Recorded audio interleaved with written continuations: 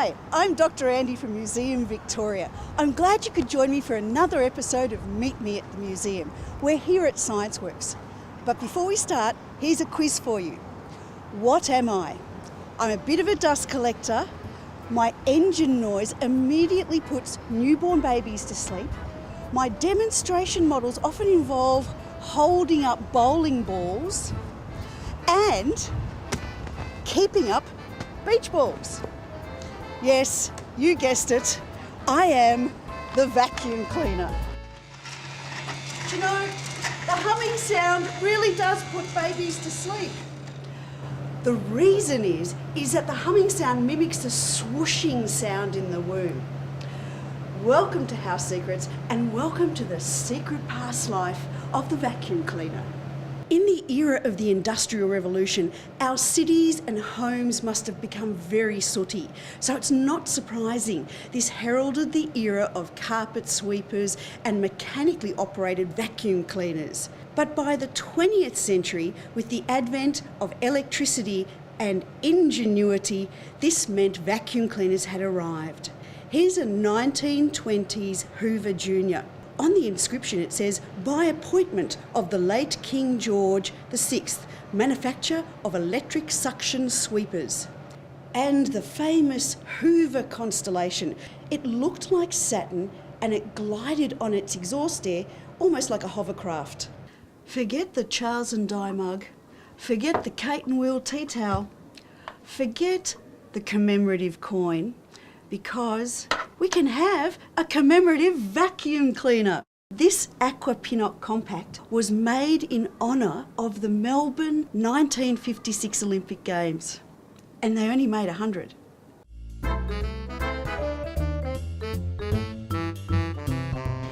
Inside the thousands of these filing cabinets here at the ScienceWorks collection store is the magnificent Museum Victoria Trade Literature Collection. This particular booklet is my favourite. It's from round about the mid to late 1930s. It's absolutely gorgeous. Look at this. You can use your Electrolux cleaner to clean your dog, and there she is hoovering her Afghan. And there's a section in this booklet also on Electrolux for men. And here's a picture of a chap grooming his horse. Check this one. Now a new kind of vacuum cleaner.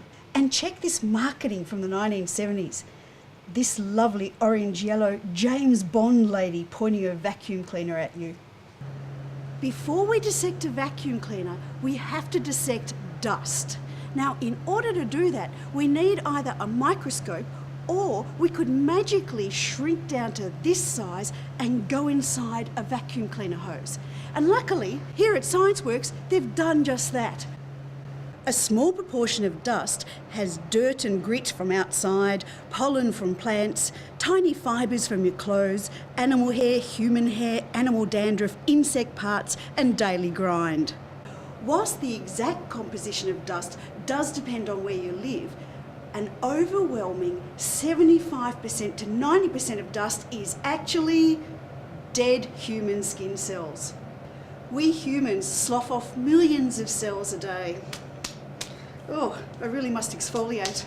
In among our dead human skin cells are the dried up carcasses of dust mites and their faeces. This dead dust mite has been magnified 400 times, and 2,000 of these live on one speck of dust. Now let's dissect a standard vacuum cleaner. One area has a fan and another area has a dust bag or a container.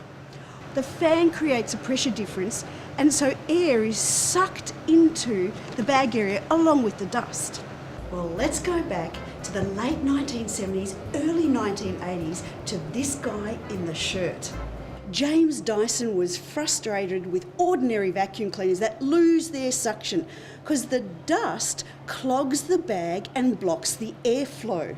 Here he is comparing the suction of the old standard vacuum cleaner, which is not very good, to his new cyclone design where the air spins the dust out of the way of the airflow.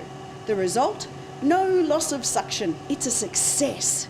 So let's jump to 1995 and the bagless Cyclone vacuums and the new dual Cyclone Vac.